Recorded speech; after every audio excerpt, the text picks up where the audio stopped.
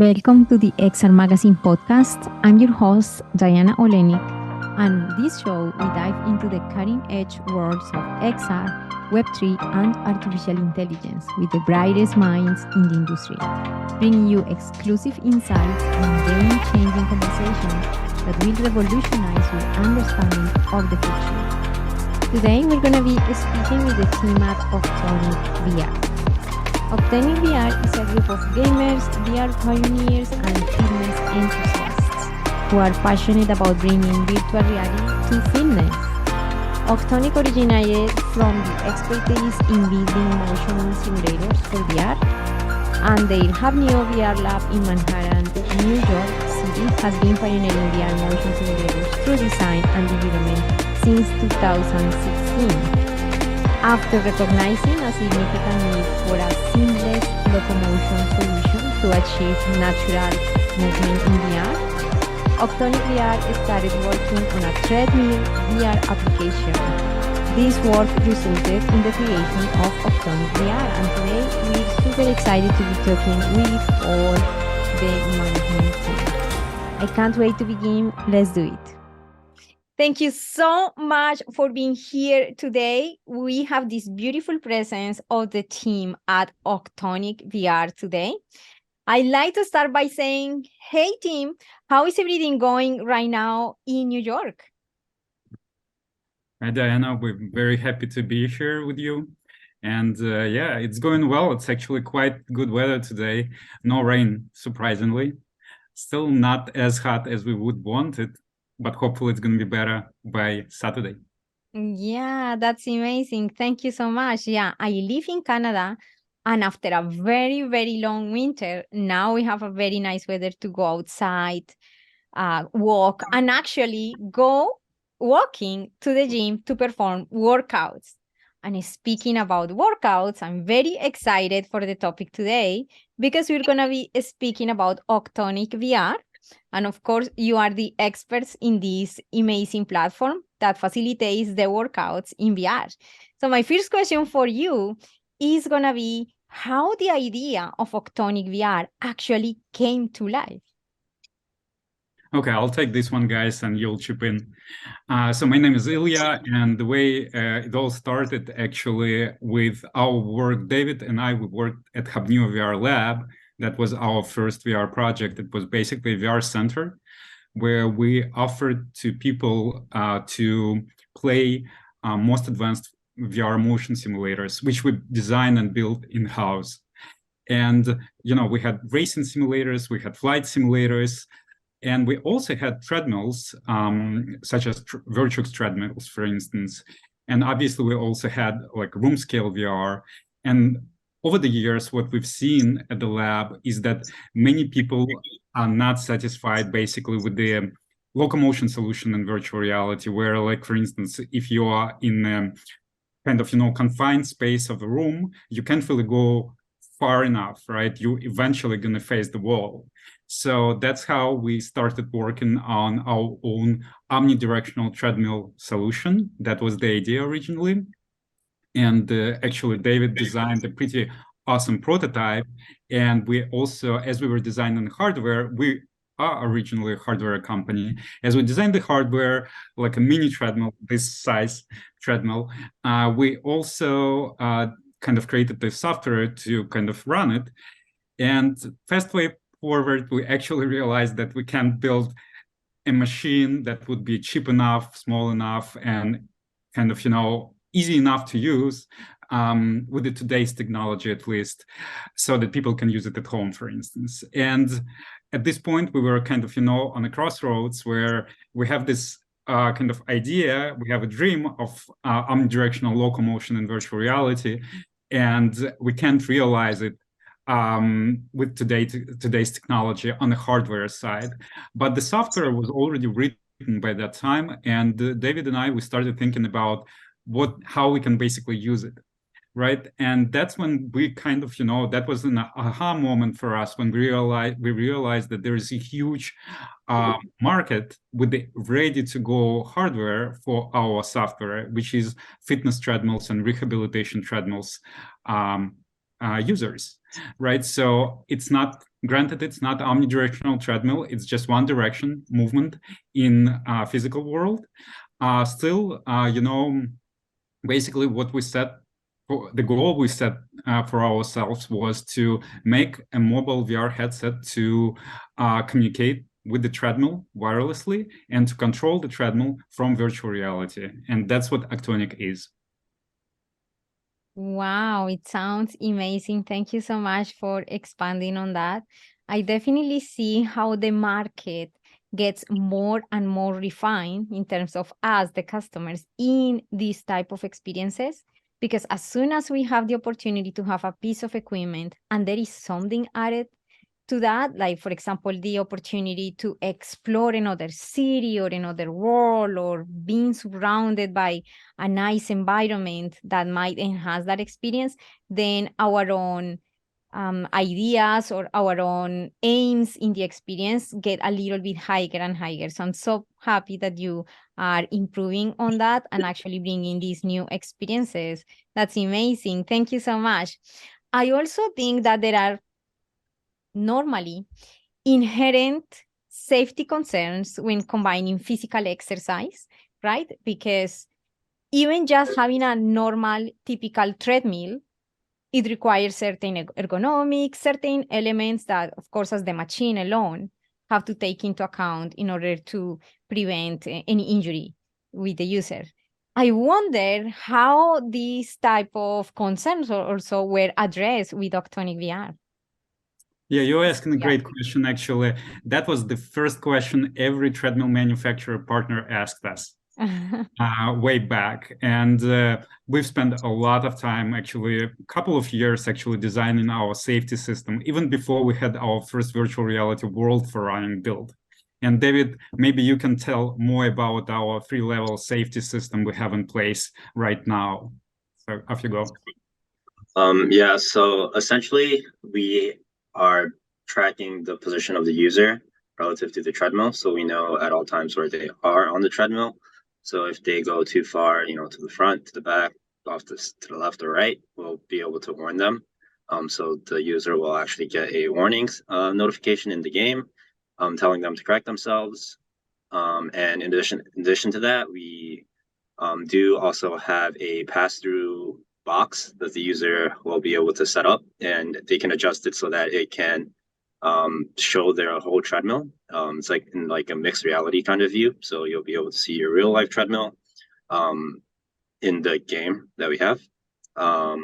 And we also have a mini avatar that is in front of the user, so that they don't have to look down all the time, or look at the treadmill, which kind of serves as a reference point. It depicts where the user is relatively on the treadmill, so they can kind of have the avatar in their peripheral vision as a reference point to correct themselves. Try to stay centered on the treadmill. Wow, yeah. Just to add to it, right? So the mini avatar is on a treadmill, on a mini treadmill. So pretty much you see yourself, a mini replica of yourself running on a treadmill right in front of you. And as for pass-through view, mixed reality view, David was talking about, the amazing thing about this specific, edition is that not all the people are ready psychologically to run in virtual reality, right? That's the first kind of, concern many customers have. So, and we offer them as much as they want to kind of introduce back the real world in their experience if they want to. So they basically can adjust the view box as they want to see as little or as much of real world while running.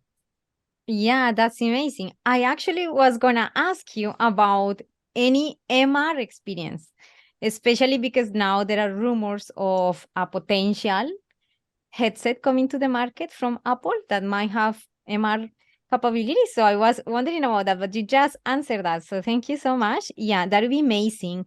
If I have a treadmill at home and I want to enhance my experience, maybe feeling that I'm running in other places, the desert or something like that, and that I am still able to perform as well in the same way with the normal treadmill and having an amazing experience. So thank you for explaining that. I think that that's very important for the users to know all the possibilities that are with Octonic, because when we say VR, we just think that is only VR, but actually there are other capabilities that the platform have available. So we were speaking about, the treadmill workouts, and that some people sometimes might feel a little bit hesitant to say, would I be ready to jump into a treadmill? And also considering that is VR, what would be some other potential applications beyond treadmill workouts that you could envision or that you might think about?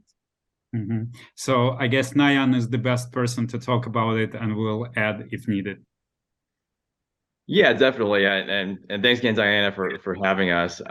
We definitely see some medical implications when it comes to rehabilitation with the use of the software. For instance, if people are kind of rehabbing from an injury, our software can integrate with, various, treadmill-based platforms to help people recover and actually enjoy the physical therapy process.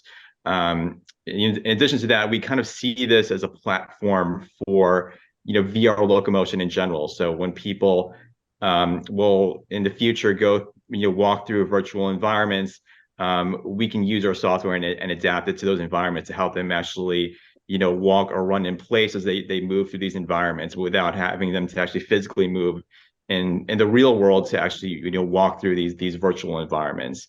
We also have, numerous sports-based, intentions and plans for the app. We hope to, host marathons and races within the app and give people the opportunity to easily compete, whether it's from their home or gym, against competitors across the world.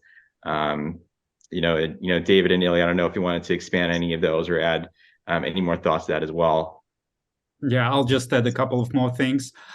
So the treadmill, arguably, treadmill running, right?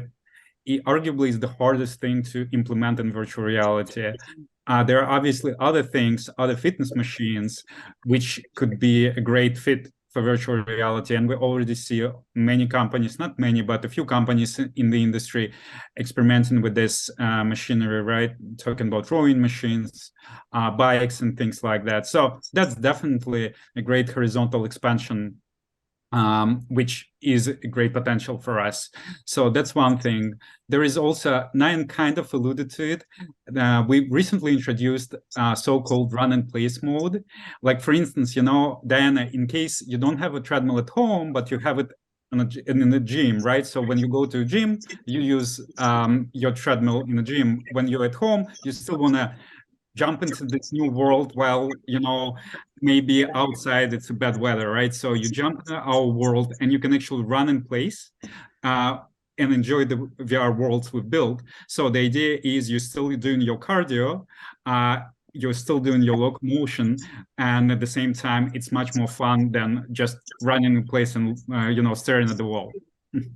That's super interesting, because what would happen with the device? How does it work specifically? Yeah, that's a good question. Actually, there is a cool tracking technology that allows us to understand how fast you move, and I probably leave it for David to give a little bit more insight into it. Well, essentially, the tracking data for the headset is really precise. So we know how much you're moving and how fast you're moving, and essentially we're taking that data and converting it into basically how fast you're moving in the game. So if you're moving fast in real life, you'll be moving fast in the game. Yeah, and it's actually working surprisingly well. And there is still a manual adjustment we allow people to do in-game, so that if somebody feels like they're running in place, not at the speed they would want to run, they can always bump up or lower down the intensity of the experience. That's great. And in terms of the design, how do you manage to make this system to work comfortable if I am running outside, for example? So you mean by outside, you mean like on a treadmill or outside, like in real life outside? Like at the gym, let's say. At the gym? So it's pretty much, I guess, the only so the product is compatible with 99% of treadmills, right? First of all, so you come into gym, any treadmill you're gonna use in a typical gym it's gonna work, right? In terms of setting up the experience, setting up the view box we mentioned before, it will take you anywhere from 1 minute to 5 minutes, depending on how detailed you want to go, calibrating to make sure that the direction is the same, the safety zone is set up, and things like that. And from there, you are just running. It's pretty straightforward. Yeah, that sounds super exciting. I'm actually inviting right now anybody that is passionate about treadmill and this type of workouts to give it a try to experience how fun it is to use immersive technologies combined with regular traditional forms of exercise. I can definitely foresee not only treadmills, but other type of equipments and even a whole gym later on. So that's pretty exciting. And I want to highlight when you mentioned the upcoming feature, or maybe you're already on that for competition, because most of the apps that we have, for example, if we are wearing the watch, like tracking fitness devices, usually we can set up devices in a way that we can create this connection with other people around the world as well, and perform even more workouts, etc. And so by the addition of these programs that you are to be maybe released soon, that would be very, very exciting for people to experience and to get to use even more the technology. So thank you for mentioning that. And moving a little bit on to the entrepreneurial side, which is pretty interesting. It's always, of course, a challenge.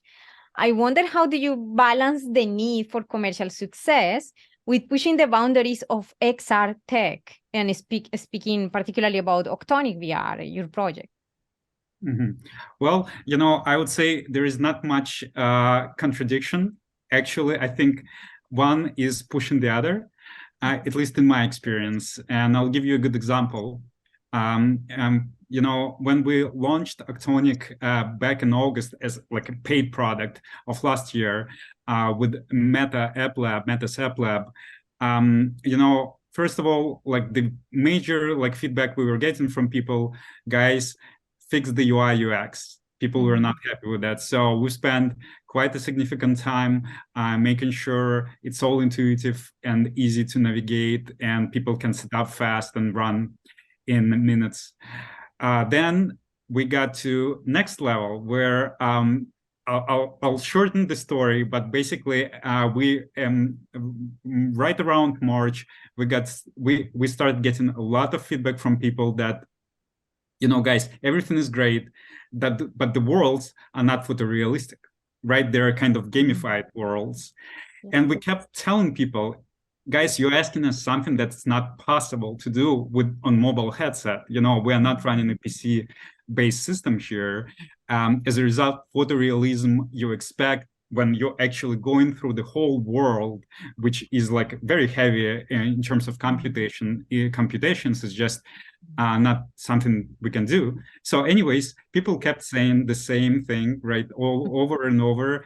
And we were like, okay, are there any other ways how we can achieve that kind of realistic world on the one hand, and on the other hand, running it on mobile system?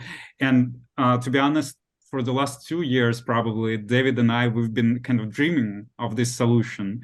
And just a few months ago, we actually made this significant breakthrough in our kind of method approach to basically building the worlds. And we shifted to a completely new thing, which now allows us to basically run PC graphics kind of worlds on a mobile headset. So as a matter of fact, we are launching our first close to realistic world tomorrow, and it's going to be pretty amazing. So where I'm going with this, right? Our customers basically pushed us to kind of for something unrealistic. But apparently, if you think outside of the box, there are solutions that make customers happy and at the same time, help you to evolve from as a developer. Absolutely. That's what actually makes pushing the boundaries. The customers are always telling us what direction to go. And no matter if it's not built yet, we might have to find the solution somehow. And to be honest, I would be one of the first customers to tell you exactly the same. I've been trying different apps, and there is somehow, maybe I belong to a specific market segment where in certain age that we prefer photorealism. I personally prefer photorealism. I don't like the avatars that are overly, totally don't look like right, because I come from a certain maybe age population. So I think that for when it comes to fitness, there is somehow certain connection that we try to look sometimes for nature.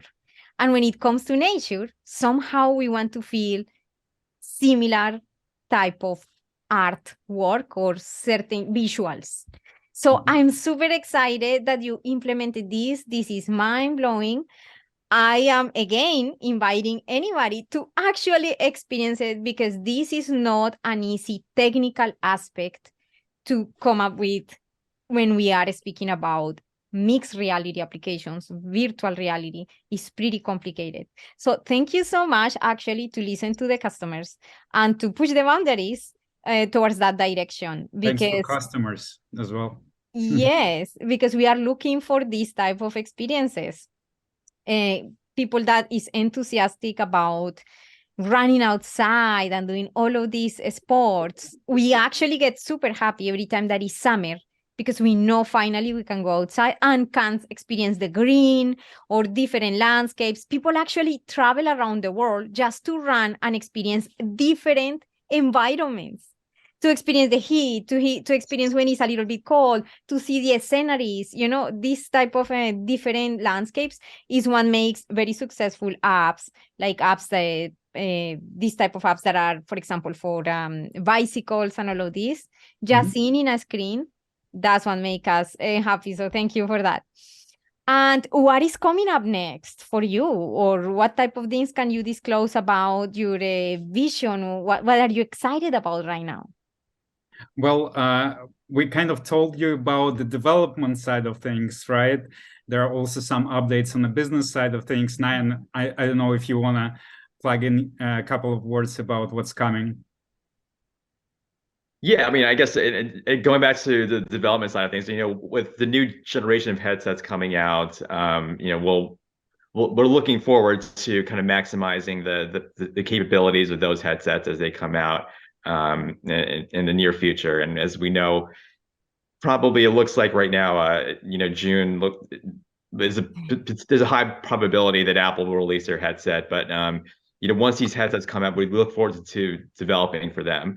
But more on the business side of things, we are launching a public offering campaign with Start Engine, starting the first week of June on June 7th. And we're planning to kind of use this as an opportunity to one, welcome investors onto our campaign who we can partner with and get their insights from, and really use their insights to help build our app out. And two, really to increase marketing of the product and further develop the product and help it realize our biggest visions for it moving forward. So we're really excited about that. We put in a lot of work over the last couple of months towards this offering, and we've only recently finished doing the paperwork to publicly offer our stock. And we're really looking forward to the campaign starting on June 7th to help us really gather the resources to take this product to the next level. That sounds super exciting. And one last question for you, Nahiyan. What would be the main, maybe number one strategy or advice you would give to our listeners that are willing to create their own app related with these technologies? What have been, your biggest insights on entrepreneurship, speaking about a business?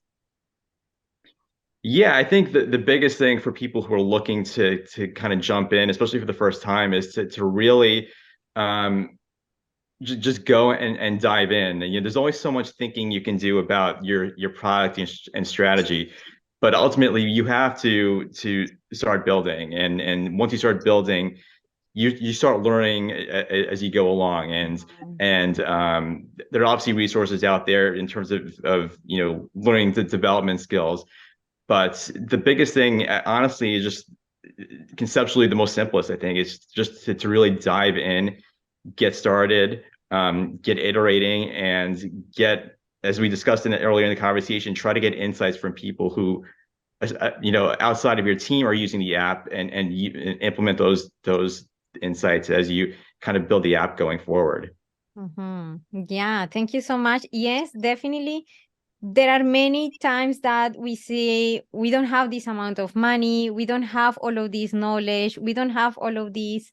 But if the project is good enough, maybe some people might feel interested as well to support the project. And there are many projects that actually are born out of volunteering type of contributions, or supporting type of contributions that are not necessarily all the time have to be in the traditional sense of raising right away $1 million to actually get started. That's not necessarily all the time the case. So I really appreciate your insight on actually, by going through the mistakes, learning, and maybe step by step, maybe growing in the process. Thank you so much. So if at this point there are any users, potential users, or the listeners, or even potential investors who want to reach out to you, how they can find you? So it's pretty easy, right? So obviously people can email us on support@octonic.com, where they can also reach out to us directly. It's just first name @octonicvr.com. And we're pretty responsive on our social media channels. So Facebook is a great way to get in touch with us, even YouTube commenting and stuff. So all works. Oh, that's amazing. I always ask this at the end because I want to make sure that really we have covered everything. Is there anything else that you wish I had asked you today? Maybe perhaps there is something there that you'd like to touch on? I cannot come up with anything. Guys, David, you said the least. You should I think we're good. Yeah. Yeah, I guess one thing maybe I'll like the question which I would ask, how are people actually able from different places around the world to actually run together right now in our app? And the answer is yes.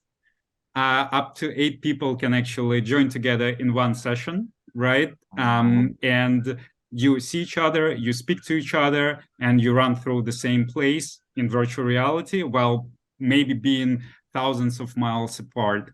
And we're very excited about this multiplayer mode launched. And we only dream of expanding the number of people that can join in one session. Just back to what Nahiyan said about marathons and virtual reality. And obviously, we're really focused on releasing new worlds. And specifically to your point, Diana, nature worlds, because our customers really want to kind of almost like a substitute of the real world at their home or gym while the weather doesn't permit, or when they can't really go too far, they would rather stay home and actually get the same type of exercise and at the same time sightseeing. So I'm super excited about that because in the part of the world that I am, besides the fact that it's Canada, I have the feeling that I'm in one of the coldest place possible in Canada. So if Canada is already cold, I'm in the coldest, which is Winnipeg. It's in the middle of the country, and it's super windy because it's the prairies, and the winter, in my own feeling, lasts 6 months.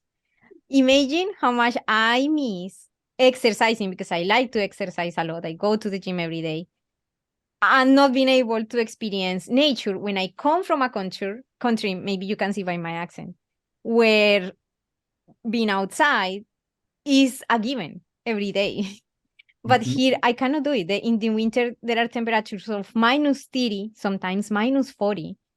And the sky sometimes is a little bit dark and you don't feel it, right?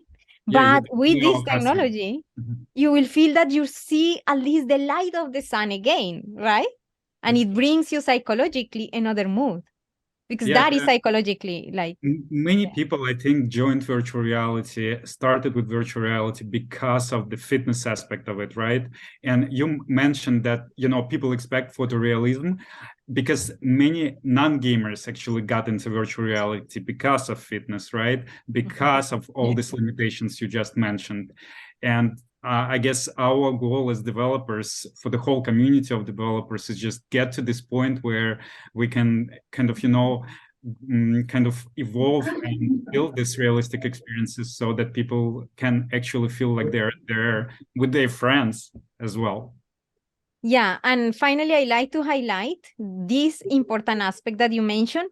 For me, the main and most successful uses of these type of technologies are when there are remote aspects where maybe I am dealing with a injury or something that doesn't allow me to travel to another country, but still thanks to this technology, I can experience it. So just to summarize, when I can meet other people around the world and I don't necessarily have to be physically there, I think that this is super powerful. So beyond gaming experiences, which I know that is part of some experiences, I think that these ones are very powerful, specifically speaking about business-wise. So yeah, super excited. I'm going to confess that I can't wait for this new device to come to the market. Hopefully the device from Apple. I'm a number user from Apple. And I think that everything that they create is so purposely done very well that I wear the watch, like fitness watch. For me, it's important to track every day what I am doing and all of these things. So I think that I see a lot of potential for your app to be in this platform as well, and to capture the attention of many users that really want to have world-class experiences like Octonic VR. Any final thoughts that you'd like to add, or we're all good now? No final thoughts from me. I already said too much, I think. That's amazing. I think it has been an incredible conversation. It's always real and raw. And these are the brilliant minds, plus all the rest of the team behind Octonic VR. And today we had an amazing talk onto the ins, outs, the journey, and everything about Octonic VR, and even what is coming up. So I really encourage you to go and check Octonic VR, give it a try. And of course, if you have any feedback, to contact the developers, because this is the only thing that makes them create and iterate even better experiences for everyone. Thank you so much for being here today. Super excited, and see you in the next episode. If you like this episode, please consider subscribing or sharing to another, maybe fellow XR enthusiasts. Thank you so much, and see you in the next episode. Thank you. Bye for now. Will do.